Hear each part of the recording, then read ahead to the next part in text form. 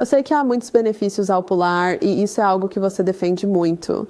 Mas há algum momento em que uma pessoa talvez não deva pular, como quando está grávida ou se está em diálise ou em alguma circunstância? Bem, uma mulher grávida usando uma cama elástica é muito bom. De fato, quando o bebê nasce e está chateado, a mãe pode subir no rebounder, porque quando você pensa sobre isso, se um bebê está chateado, automaticamente balançamos o bebê. Então, o rebote é uma coisa adorável de se fazer na gravidez e com o novo bebê. E, a propósito, após o nascimento do bebê, o rebote ajudará o útero e os músculos do assoalho pélvico da mulher a se curar. A única vez que uma pessoa não deve fazer rebote é se doer. Então, o que eu digo às pessoas, quando você começa, é apenas fazer o pulo de saúde, onde seus pés nem estão tocando. Quero dizer, seus pés estão tocando o rebounder. Eles não levantam do rebounder, mas você está basicamente balançando no rebounder. E se o corpo diz, oh, sim, eu gosto disso, sim, eu gosto disso. Isso é joelho, tornozelo, quadril, parte inferior das costas. Veja, a dor é sua amiga. A dor dirá, não faça isso. E eu falei com pessoas que disseram que o trampolim doía e eu disse, bem, traga-o de volta até não doer. Apenas balance lentamente nele e então aumente um pouco mais. Então eu sempre deixo a critério da pessoa. Comece pequeno, comece suavemente e então aumente lentamente e seu corpo lhe dirá. O que você sugeriria se alguém estiver fazendo rebounding e isso causar dificuldade para respirar e palpitações cardíacas? Eu observaria quão intensamente eles estavam pulando. Eu também analisaria se geralmente tem problemas respiratórios ou palpitações cardíacas. Eu veria a refeição que acabaram de comer. Eu olharia para algumas coisas que podem contribuir para isso, porque pular em si, você sabe, não pode causar isso. Eu diria que há fatores anteriores que entram em jogo aí. Você diria que é bom consumir chia ou linhaça diariamente? E se sim, seria melhor fresco ou moído? Essa é uma boa pergunta. A linhaça. Acho que é uma ótima ideia consumir diariamente, porque é uma excelente fonte. Na verdade, é a maior fonte vegetal de ômega 3. E o ômega 3 é para o seu cérebro há ômega, e também dá uma integridade agradável à parede celular. O corpo utiliza para muitas funções, mas deve ser moído fresco. Se não for moído fresco, deve ser mantido no congelador. Enquanto que a chia é melhor deixá-la de molho. E dizem que ela pode absorver até 25% do seu próprio peso em água. Então você só precisa colocar uma quantidade pequenina em um pote e colocar e sacudir. Eu sei que a Cíntia, ela anda por aí sacudindo. E então com isso eu derramo na verdade eu como isso todo café da manhã. E eu derramo tudo isso sobre a minha fruta. Quais são os seus pensamentos sobre o vinagre de maçã? Sim ou não? Vinagre de maçã, para mim, é não. Exceto que pode ser usado para se livrar de uma verruga. Aplicar um pouco todos os dias. Também pode ser derramado nos dedos dos pés se uma pessoa tiver micose ou pé de atleta. Mas está um estágio abaixo do álcool. Eu não acredito que seja o melhor para o corpo. Tivemos um homem semana passada que comentou que toda vez que ele toma vinagre de maçã, piora o estômago dele. Usamos suco de limão em vez disso. E o Dr. Robert Young fez um excelente artigo sobre vinagre, onde ele mostra que é acetaldeído, que é na verdade uma neurotoxina. Então, para alguém que queira investigar isso mais, pode buscar no Google vinagre e Dr. Robert Young e acessar o artigo dele. Outra pergunta que muitas pessoas têm é: qual é uma boa fonte de vitamina B12 à base de plantas? Outra pergunta muito boa.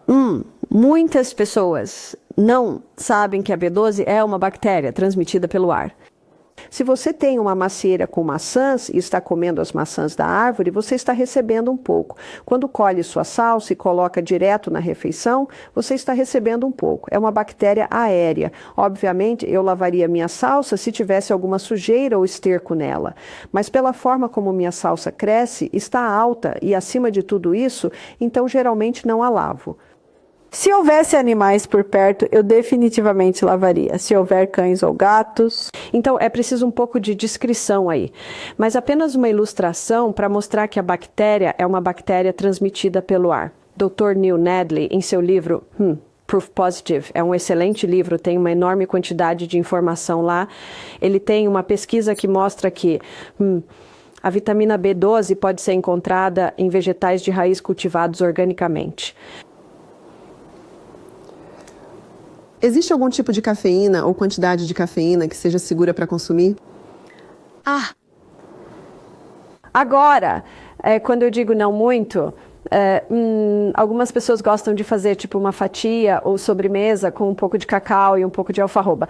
Agora, se fizerem isso, e eu concordo que o cacau dá um sabor amargo, agradável, e a quantidade de cafeína que uma pessoa obteria, digamos que faça uma fatia que vai alimentar 16 pessoas, e há uma colher de chá de cacau e uma colher de chá de alfarroba, a quantidade de cafeína que as pessoas obtêm daquele pequeno pouquinho de cafeína no cacau é tão mínima. O cacau cru tem muito menos cafeína do que o cacau em pó, porque o cacau em pó foi fermentado, o que libera mais cafeína. Então, quando eu digo, quando você diz, existe alguma dose segura de cafeína, eu hesito em responder de forma absoluta, porque aquela pequena quantidade de cacau é realmente mínima. Mas, em relação a chás e cafés e chás verdes, eles realmente não são os melhores para o corpo, por causa da forma como a cafeína perturba os neurotransmissores. Haveria algum tipo de substituto para a cafeína? Substituto para cafeína? Digamos que alguém não queira usar cacau naquele tipo de fatia de chocolate fresco, em vez de usar cacau, poderia usar algo como Roma. Roma vai dar essa amargura, mas não vai dar a cafeína. E para uma bebida com cafeína, não tenho certeza exatamente quais bebidas você tem aqui, mas em Austrália temos algumas, mas acho que vocês têm Roma. Vocês têm café? Tem café, Smirnoff, Peril, tequila. Caro é um Pério, para que você tenha algumas alternativas. E em seu livro Caffeine Blues, o autor afirma que a maneira indolor de parar com a cafeína, digamos que uma pessoa tome 3 xícaras de café por dia, na primeira xícara de café, ela usa meia colher de chá de café e meia colher de chá de, digamos, café. E eles fazem isso com cada xícara de café. Eles não terão sintomas de abstinência porque ainda estão recebendo um pouco. E então, todos os dias, eles terão um pouco mais de café e um pouco menos de café. E se fizerem isso durante uma semana, geralmente conseguem parar toda a cafeína sem fortes dores de cabeça, que é o que geralmente acontece. E quanto às bebidas descafeinadas, eu sei que muitas vezes as pessoas pensam, ok, eu concordo com você, a cafeína é ruim, mas eu realmente gosto do meu chá verde, eu realmente gosto dos meus chás de ervas que são descafeinados. Sim. São esses seguros? Bem, eu acho que você daria uma olhada no processo de descafeinação. E, infelizmente, muitos dos processos incluem produtos químicos. Então, essa pessoa pode não estar consumindo a cafeína, mas pode estar recebendo vestígios de produtos químicos. Falando sobre obter vestígios de produtos químicos na sociedade e economia de hoje, como você sabe, alimentos orgânicos são os melhores, mas também são mais caros. Alguém que não pode comprar orgânicos o tempo todo pode consumir coisas que não são orgânicas? Eu sei que na Misty Mountain temos uma lista, e talvez você tenha uma aqui que se chama chamado de alimentos menos pulverizados e alimentos que são mais pulverizados. Acho que os chamam de limpos 15. Sim, Clean 15 e Dirty Dozen. E a Dirty Dozen, certo? Então, os Clean 15 e os Dirty Dozen. Então, eu acho que você só... E é fácil conseguir a lista Clean 15, Dirty Dozen, e você simplesmente inclina mais para os alimentos que são menos pulverizados. Se você não tem vesícula biliar, quais seriam alguns dos alimentos que você pode comer? Como você sabe, é um pouco mais difícil digerir as coisas sem uma vesícula biliar. Bem, a boa notícia é que temos um corpo incrível com uma capacidade de compensação. E o fígado ainda produz bile. A vesícula biliar é o reservatório da bile. Assim, uma vez que a vesícula biliar não está mais lá, o fígado ainda está produzindo bile. E pessoas diferentes encontram alimentos diferentes. Eu acho que o guia do corpo é seu melhor guia. Mas só para saber que você ainda tem bile passando. Você também tem lipase pancreática passando, que também ajuda a quebrar as gorduras. E algumas pessoas acham as gorduras saturadas mais fáceis quando a vesícula biliar não está mais, porque a decomposição das gorduras saturadas começa na boca. As glândulas sublinguais liberam lipase lingual, que quebra as gorduras saturadas. Mas eu sempre digo para a pessoa, faça o que funciona, experimente diferentes alimentos. Em relação ao sono, eu sei que é uma coisa importante e é uma das principais leis de saúde, que é descansar. Você mencionou ou falou sobre horas de poder. Há alguma diferença nas horas de poder dependendo da estação, verão versus inverno, ou é o mesmo o ano todo? Um pouco de diferença. Então, no seu livro Prova Positiva, Dr. Neil Nedley, ele tem um capítulo chamado Melatonina. E ele define isso lá e mostra que as horas de poder no inverno são das 9 às 2, mas no verão é das 10 às 3. E isso não significa que você só precisa dormir nessas horas, porque há muitos outros processos que acontecem. E isso explica o velho ditado. 1 hora antes da meia-noite vale 2 depois da meia-noite. E em seu livro, Por que Dormimos, Dr. Robert... Não, Dr. Matthew Walker. Dr. Matthew Walker mostra que precisamos dessas 8 horas. E não é o dia ocasional que você pode não conseguir. Ou o dia ocasional que você consegue é o sono que você tem todas as noites que importa.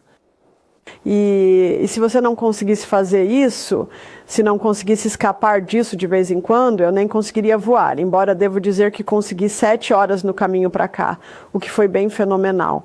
Mas na terceira noite achei difícil dormir. Mas agora estou dormindo bem, então você consegue superar isso. Mas desde que na maioria das vezes você esteja conseguindo dormir de 7 horas e meia a 8 horas por noite, então isso seria 8 horas à meia-noite. Poderia ser 9 horas a 1 da manhã, em um esticão no verão, 10 horas às 6 da manhã. Porque no livro dele, Por que Dormimos, o Dr. Matthew Walker mostra que nessas horas há um sistema de limpeza acontecendo, um sistema de arquivamento acontecendo, há um movimento das memórias do dia indo para uma unidade de armazenamento de longo prazo.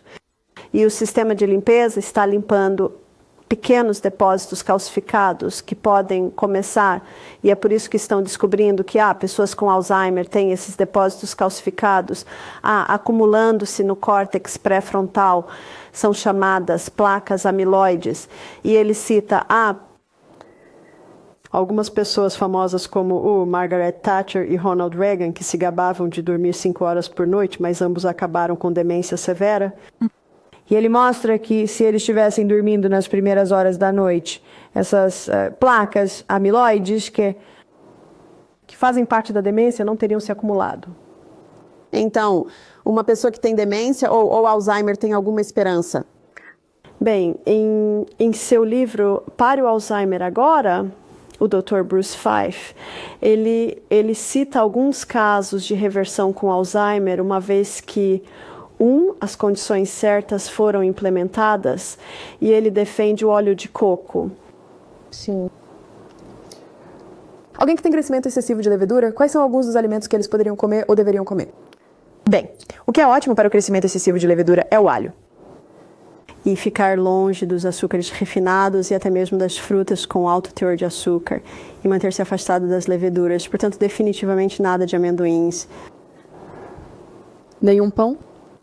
Bem, eles provavelmente poderiam se safar com algo como pão de espelta ou centeio fermentado assim. O que você recomenda para alguém que quer começar a comer pão de fermentação natural? Você tem uma receita? Você tem algum lugar que possa indicar a eles? Você pode obter algumas boas ideias online. Acho que você pode até pedir o fermento. Mas, nos Estados Unidos, há uma excelente empresa de pão online que vende lindos pães sem glúten. São, em sua maioria, sem glúten. Acho que ele vende 4 tipos diferentes de pão. E ele desenvolveu isso porque seu filho tinha alergias severas. E ele realmente usa nosso fermento original. Eu acho que ele está na Carolina do Norte. E o site é www.simplekeneeds. kneads.com. Uma senhora procurou e ela escreveu NEEDSDS e não chegou a lugar nenhum. Então é uma empresa de pão, então é KNEADS. Como amassar pão. Isso mesmo, Simple Needs. Certo. Quais são seus pensamentos sobre bicarbonato de sódio e fermento em pó? O fermento em pó e o bicarbonato de sódio são muito semelhantes. O fermento em pó contém um pouco de bicarbonato de sódio. Ele também tem creme de tártaro. E o bicarbonato de sódio internamente é muito alcalino, então pode realmente reduzir o ácido do estômago e interferir um pouco na digestão. Se eu fizer um bolo, eu coloco um pouco de fermento em pó. Caso contrário, o pão fica quase, o bolo fica quase indigesto, é tão pesado. Mas eu acho que é um problema se você está comendo bolo todo dia. Mas colocar em um bolo de vez em quando, eu não acho que é um grande problema. Com relação ao treino HIIT, isso parece focar mais na parte inferior do corpo. Mas e quanto a... Sim. O corpo superior. O que fazemos com o nosso treino de HIIT? É que nós corremos subindo e descendo colinas. E quando chegamos a um ponto, na verdade, chegamos ao portão da frente do nosso retiro, fazemos flexões nas tábuas. Então, acho que é importante fazer flexões também. Então, mesmo que façamos o treinamento intervalado, acho que meu marido faz 45 flexões por dia. Eu geralmente faço cerca de 16, então é verdade, precisamos estar atentos à parte superior do corpo. Você quer dizer que você e o Michael não fazem competições de flexões para ver quem consegue fazer mais? Não. Quando você está treinando ou se exercitando, é permitido suar? Alguém deve se aquecer mais para suar mais? Ou deve ligar um ventilador para não suar tanto? Acho que a transpiração é importante porque são resíduos do corpo saindo. E algumas pessoas suam mais do que outras. Eu nunca costumava transpirar, mas desde que comecei o treino HIIT e também temos uma sauna a vapor em Misty Mountain e eu uso a sauna a vapor com os convidados, geralmente toda semana, mas descobri que consigo transpirar quando estou me exercitando agora. Então é uma parte importante do exercício. Eu também. Você tem alguma dica sobre hemorroidas? Sobre hemorroidas, uma das melhores coisas que a pessoa pode fazer é investir em algo chamado Squatty Potty, que você pode comprar na Bed Bath & Beyond e que fica em volta do vaso sanitário. Assim, quando a pessoa senta no vaso sanitário para sua evacuação diária, seus joelhos ficam no ar. E quando estão assim, é como imitar a posição de cócoras, isso tira toda a pressão do ânus. E um dos problemas com hemorroidas é a pressão que é colocada nessa área. Além disso, eles podem fazer um supositório para usar à noite. Então, eles podem colocá-lo antes de ir para a cama e ele basicamente alivia e trabalha na área enquanto eles dormem. E um dos melhores é o óleo de rícino. Então, há um truque para fazê-lo. Pegue uma bola de algodão e umedeça-a com óleo de rícino, moldando-a na fornilha na forma do dedo mínimo e congele-a. Agora pode levar 3 dias para congelar e, claro, não pode ser inserido a menos que esteja congelado.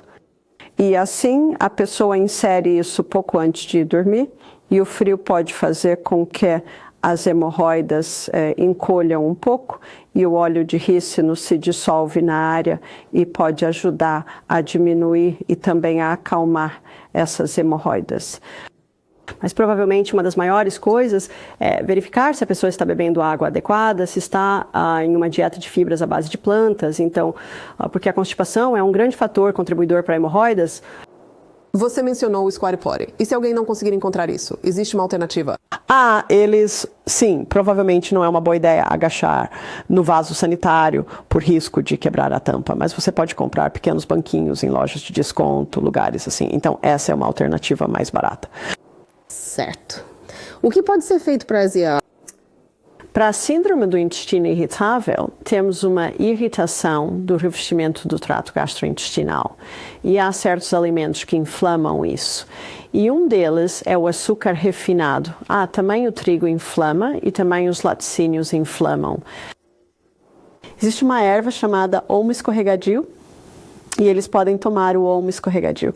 O olmo escorregadio reveste a calma e cura o revestimento do intestino e o olmo escorregadio pode ser misturado com água quente. Se alguém vai 10 vezes por dia ao banheiro, pode tomar isso a cada 2 horas, mas à medida que começa a desacelerar, pode aliviar um pouco. E descobrimos que esses simples mudanças na dieta e a implementação das ervas, que nós descobrimos se é intestino irritável, doença de Crohn, colite ulcerativa, gastrite, todos respondem a este mesmo tratamento. E quais são alguns dos alimentos que eles poderiam comer? Eles podem comer... bem, também descobrimos que alimentos crus não são muito bons. Porque esse intestino está tão inflamado. Provavelmente o único alimento cru que poderia ser bem tolerado pode ser algo macio como abacate. Bananas, peras macias podem estar bem. Definitivamente não cenoura ralada, você sabe, repolho picado, coisas assim. Precisam ser cozidos para amolecer, né? Então, os vegetais cozidos... Então eles devem evitar saladas? Sim. O que causa desequilíbrios hormonais nos homens? Provavelmente, o que causa desequilíbrios hormonais em homens é muito similar ao que causa desequilíbrios hormonais em mulheres. E um homem pode ter um desequilíbrio hormonal se sua mãe tomou pílula anticoncepcional por vários anos antes dele nascer. Também exposição a plásticos. Isso é grande hoje em dia, beber de garrafas de plástico e também comer alimentos que talvez tenham sido aquecidos em recipientes de plástico, que eles todos estão contribuindo para isso. Então, o que eles poderiam fazer para reverter isso? Para revertê-lo, eles podem use o Anna's Wild Yam Cream, porque provavelmente os sintomas de um homem com desequilíbrio hormonal seriam ele ser muito afeminado, pode ser baixa contagem de esperma, pode ser disfunção peniana, pode ser problemas de próstata, e nós descobrimos que todos esses respondem à aplicação do Anna's Wild Yam Cream. E o que dizer do estrogênio bioidêntico? Estrogênio bioidêntico. Provavelmente você quis dizer progesterona? Sim, progesterona bioidêntica, isso pode ter um papel para algumas pessoas. E uma das razões pelas quais eu geralmente não recomendo é porque está colocando progesterona no corpo, e quando você continua colocando algo no corpo que o corpo produz, ele fica preguiçoso e para de produzi-lo. Enquanto o Anna's Wild Yam Cream, ele estimula a via em nosso corpo, que o nosso corpo usa para produzir seu próprio progesterona. Mas se uma mulher acabou de descobrir que tem câncer de mama, ela está tendo ondas de calor a cada hora, que progesterona natural, esse hormônio bioidêntico, poderia desempenhar um papel inicialmente porque ela precisa de ajuda rapidamente para conseguir esse equilíbrio de volta. Então ela pode usar os hormônios bioidênticos por 4 a 6 meses para obter esse impulso inicial e depois passar para o creme que vai estimular o corpo dela a produzi-lo. Você fala muito sobre a pesquisa e o que existe sobre os benefícios de uma dieta baseada em plantas, mas a Bíblia fala sobre comer carnes desde que sejam carnes limpas. Então, o que um cristão que acredita na Bíblia faria sobre isso? Eles têm essa confusão. É como se a Bíblia dissesse uma coisa, mas então você está defendendo uma dieta à base de plantas. Como você lidaria com isso?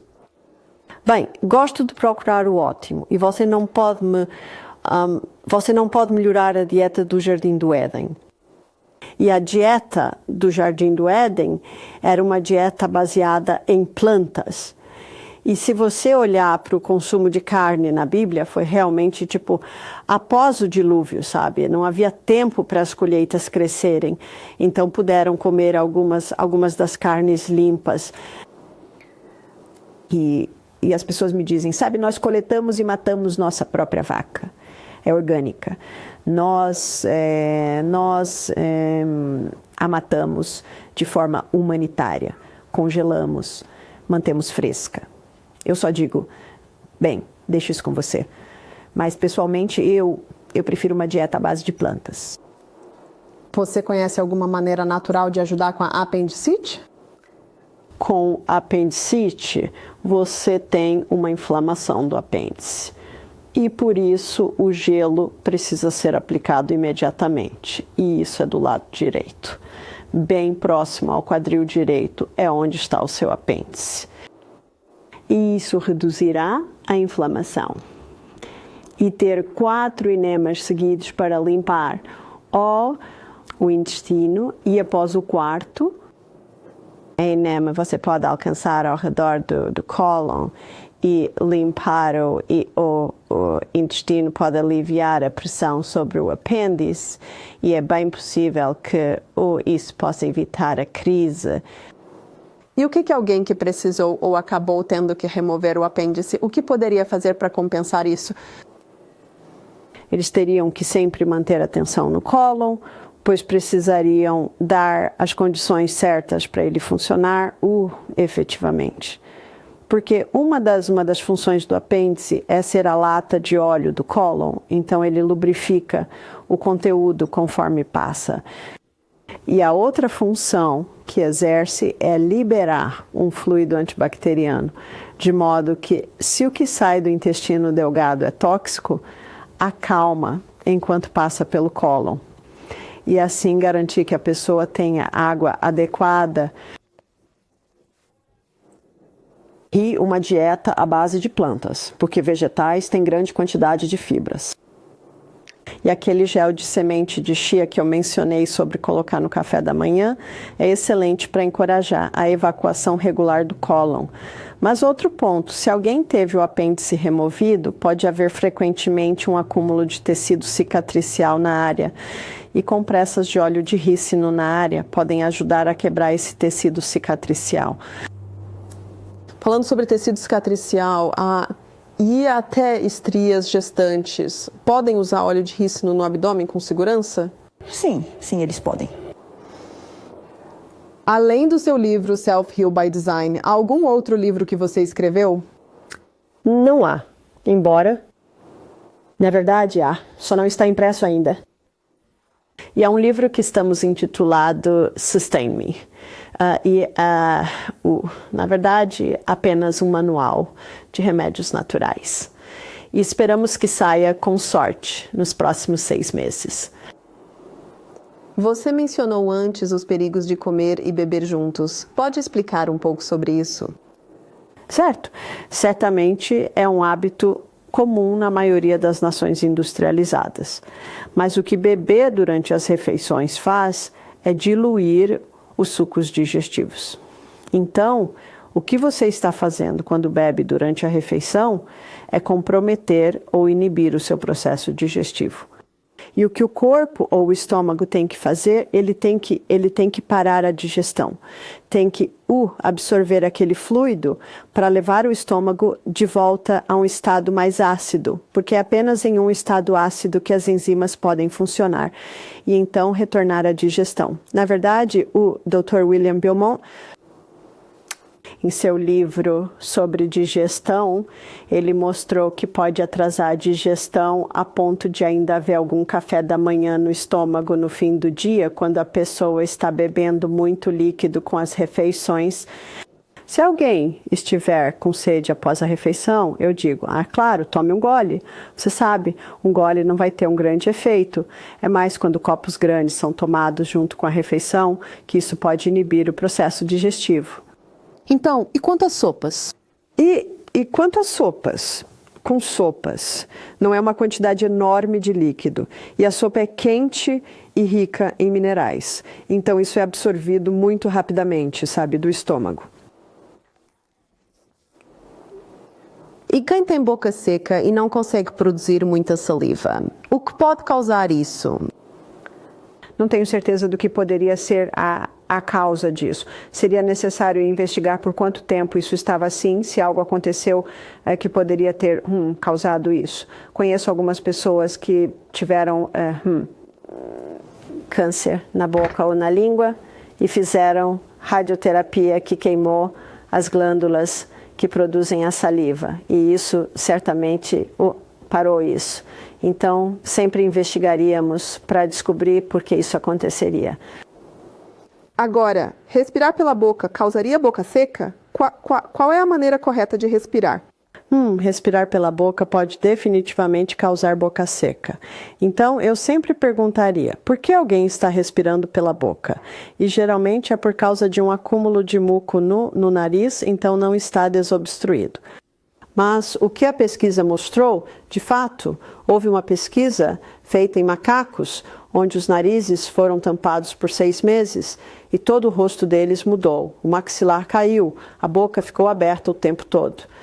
Eles até descobriram que na parte de trás do nariz os tubos que levam o ar diminuíram. E então você pode ver um ciclo vicioso acontece. Então, por que o muco se acumularia nas trompas de Eustáquio? É geralmente por causa dos alimentos que causam alergia. Pode ser porque a pessoa está respirando mofo ou produtos químicos. O muco pode se acumular para proteger o revestimento do nariz contra isso. Mas os 5 alérgenos, novamente, encontramos que são laticínios, trigo, aveia, amendoins e açúcar refinado. Eles são provavelmente as principais causas desse acúmulo de muco. Então, eliminar esses alimentos para que a pessoa possa começar a respirar pelo nariz. Então, com os macacos, após 6 meses, eles colaram a boca e abriram o nariz, de modo que foram forçados a respirar pelo nariz. E à medida que começaram a respirar cada vez mais pelo nariz, os pequenos tubos na parte de trás se abriram. E toda a estrutura do rosto deles mudou. E claro, o que a pesquisa e a ciência mostram é que o nariz purifica o ar, aquece o ar, umidifica o ar e pressuriza o ar. A boca não faz isso. Então, quando você pensa sobre isso, a boca é para comer, falar, cantar, assobiar, mastigar. Não é para respirar. O nariz é para respirar. E assim, quando você respira pela boca, na verdade está respirando ar sujo para dentro dos seus pulmões porque ele não foi filtrado, aquecido, pressurizado como o nariz faz. E muitas pessoas não pensam nisso.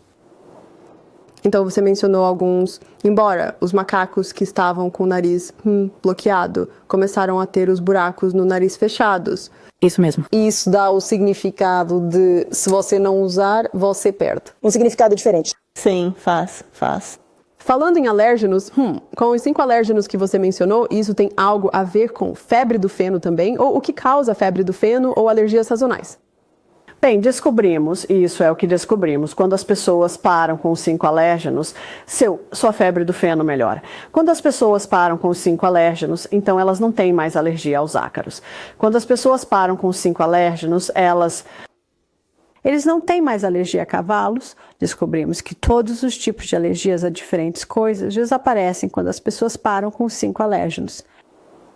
Maravilhoso. Então há esperança para as pessoas que saem na primavera e estão evitando a natureza porque tem aquela sensação de espirro. Isso mesmo.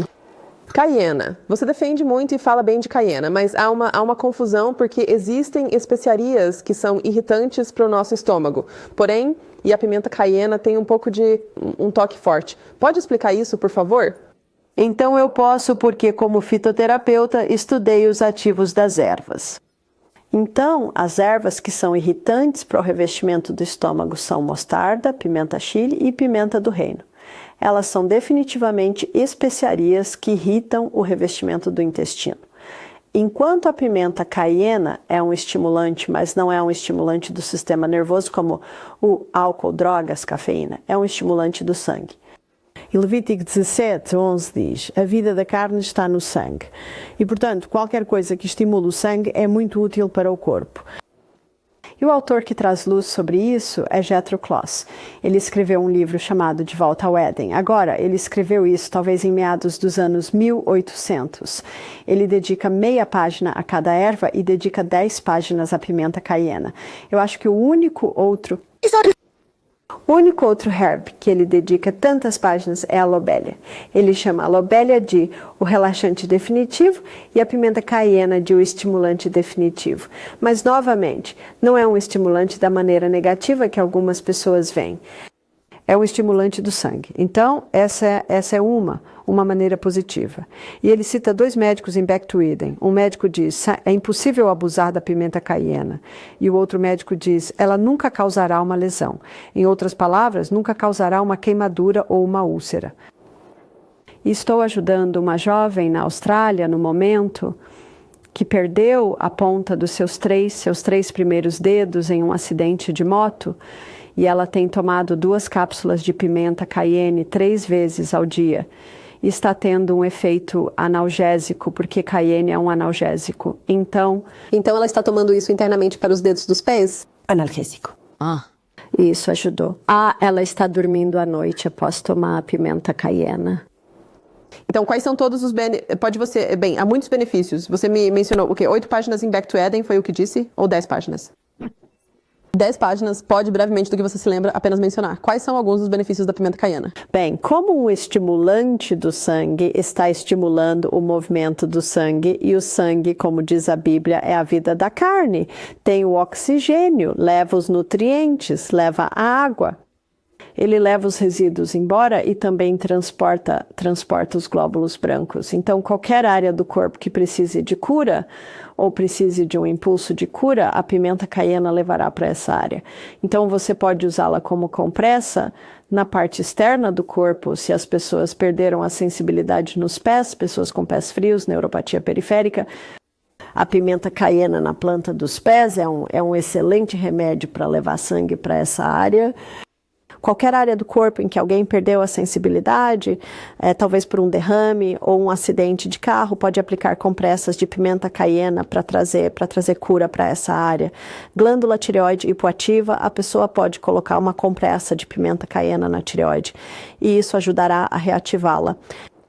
Internamente, a pimenta caiena pode aumentar a produção de ácido clorídrico, então ajuda na digestão.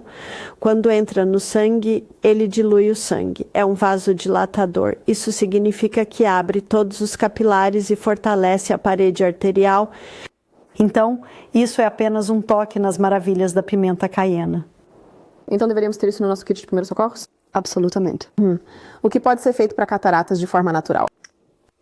Tivemos algumas senhoras, principalmente senhoras, que nos disseram que colocar óleo de rícino no olho todos os dias. Na verdade, uma senhora estava fazendo isso 2 vezes por dia. E quando ela voltou ao médico 3 meses depois, ele disse, não posso acreditar, as cataratas não pioraram. Na verdade, parece que estão melhorando. Uau! Uma pergunta grande. As pessoas nos perguntam o tempo todo o que pode ser feito para fungo nas unhas dos pés. Fungo na unha do pé. Fungo na unha do pé é uma ilustração de há fungo no interior do corpo. Então, comprando meu livro, Cure-se por Design, e implementando os programas alimentares antifúngicos de fase 1 e fase 2. Também tomar ervas para eliminar o fungo internamente, e extrato de semente de toranja e extrato de folha de oliveira são bons para isso. Mas externamente, você pode aplicar óleo essencial de orégano na unha, e pode aplicar extrato de semente de toranja na unha. Mas estou apenas avisando, isso pode corroer a unha, então é uma boa ideia talvez diluir o extrato de semente de toranja ou o óleo essencial de orégano com um pouco de óleo de coco. Diluído? Sim. E isso pode ser aplicado algumas vezes ao dia nas unhas. O que pode ser feito para alguém que tem parasitas? Qual é uma boa maneira de eliminar isso? Uma das razões pelas quais os parasitas estariam ativos no cólon é porque o cólon não está em um estado muito saudável. Então, eles podem tomar algumas ervas para ajudar a limpar o cólon e também podem tomar algumas ervas para matar parasitas. Agora,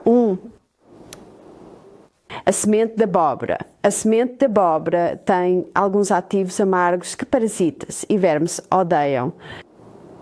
E quanto às sementes de mamão? Sim, semente de mamão. Sim, é isso que chamamos de semente de abóbora. Certo. Então, tome 1/4 de xícara, digamos, primeiro de manhã. Isso é a primeira coisa que você come quando começa o café da manhã. Alho fresco, isso é um verdadeiro dissuasor. Mas também há 2 ervas muito amargas. Uma é chamada de losna e a outra é noz preta. Elas são incrivelmente amargas e podem matar parasitas, parasitas e vermes. Então, quais são algumas maneiras de alguém desintoxicar em geral?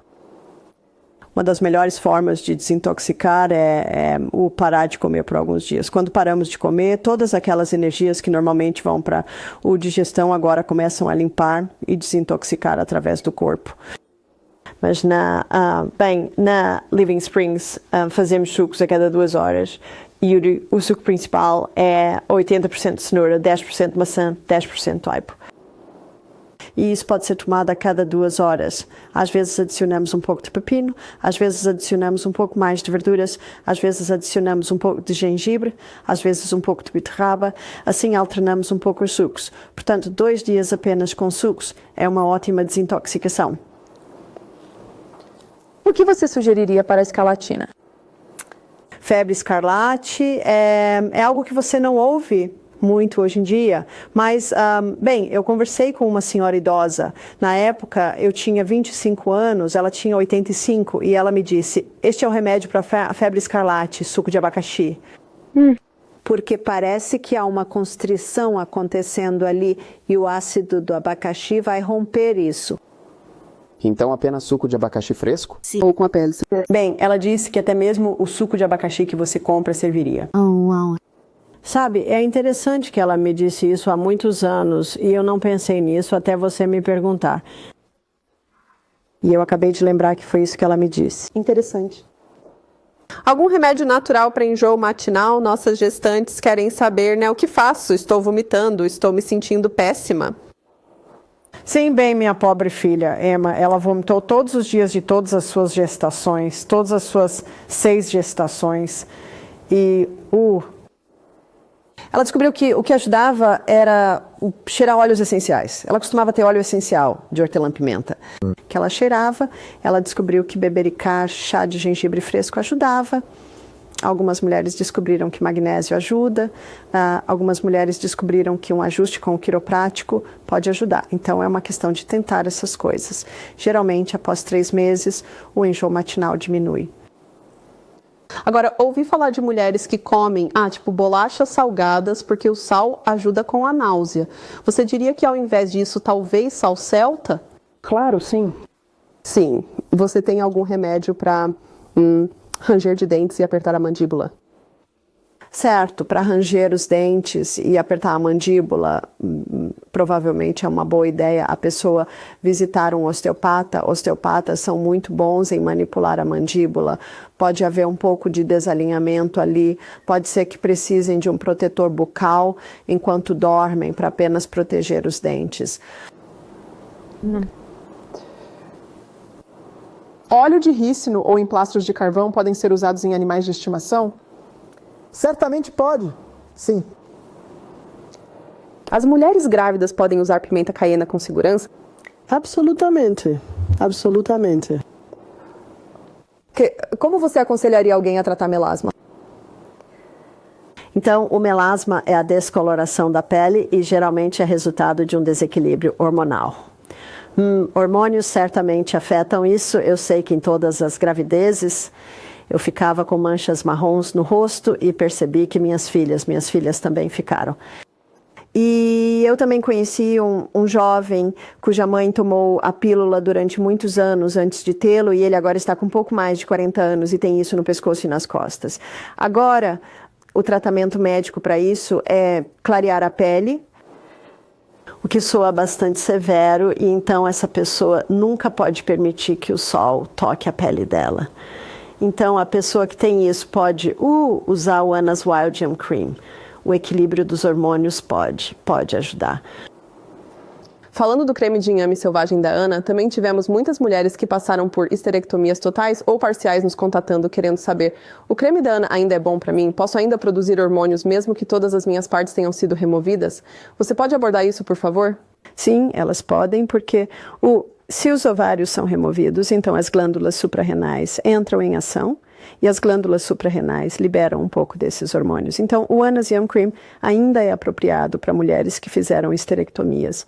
E o Anna's é bom para mulheres que têm problemas ósseos. Também recebemos muitas pessoas com osteoporose e perda de cabelo. Elas querem saber: isso vai ajudar-me com meus ossos?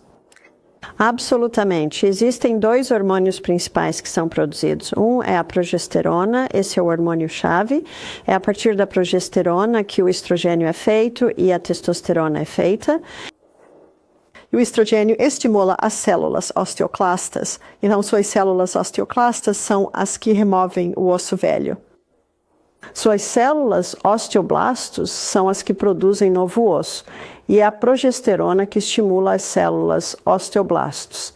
Então, toda pessoa com osteoporose deveria usar o crema de inhame selvagem da Ana, que estimula o corpo a produzir mais progesterona, o que causa a produção de células osteoblastos, novas células ósseas. Você pode colocar óleo de rícino no ouvido para zumbido ou perda auditiva? Certamente pode. Ou o que pode ser feito para varizes? Para varizes, geralmente é um fator hereditário, mas o que pode agravar ainda mais é se a pessoa estiver constipada, isso coloca pressão nas pernas. Se uma pessoa estiver com muito peso, isso coloca mais pressão nas pernas. É muito importante massagear o sistema venoso. Veja, o sistema arterial afasta-se do coração, o sistema venoso retorna ao coração. E o nosso segundo coração, que estimula o nosso sistema venoso, são os nossos músculos da panturrilha. E assim, qualquer exercício que realmente utilize o músculo da panturrilha é excelente para varizes. Então, isso é pular em uma cama elástica, bicicleta ergométrica, natação. Mas essa pessoa não deve correr por causa do impacto nele. E você pode comprar um creme chamado Hamamelis, e Hamamelis pode ser aplicado nas pernas, o que causa uma constrição ou um encolhimento das veias. Maravilhoso, maravilhoso. Bem, muito obrigado, Bárbara, por ter dedicado tempo para responder a essas perguntas. Tenho certeza de que há centenas de outras perguntas também na mente das pessoas, mas muito obrigado e que Deus a abençoe enquanto continua a ensinar por Ele e a defender suas leis de saúde, porque são realmente suas leis de saúde. Sim. Então, muito obrigado, Bárbara. Obrigado, Vanessa. É um prazer.